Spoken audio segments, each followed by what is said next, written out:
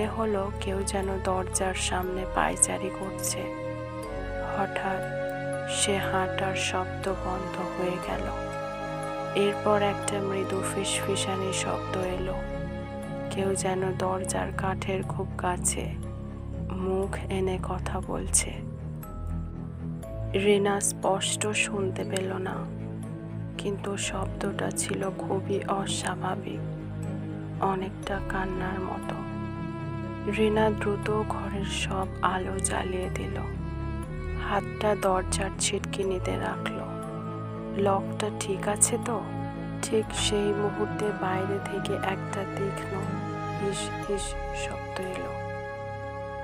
তাকিয়ে থেকো না, এবার আমাকে দেখতে দাও।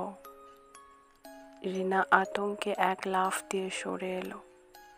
কয়েক সেকেন্ডের মধ্যে তার দরজার ছোট ছিদ্রের কাচের জায়গাটা অন্ধকার ভেদ করে সাদা হয়ে উঠল, যেন ওপাশের কেউ সজোরে চোখ চেপে ধরেছে। রিনা সেই রাতে আর এক মুহূর্তের জন্যও চোখ বন্ধ করেনি। সকালে উঠে সে দ্রুত অ্যাপার্টমেন্ট ছেড়ে চলে গিয়েছিল।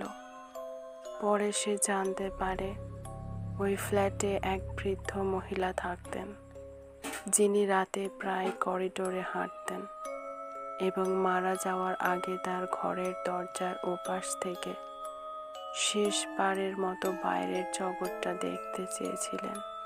আজও রিনা যখনই কোনো অ্যাপার্টমেন্টের করিডোরে হাঁটার শব্দ শোনে, তার কানে সেই ফিসফিসানিটা বেজে ওঠে।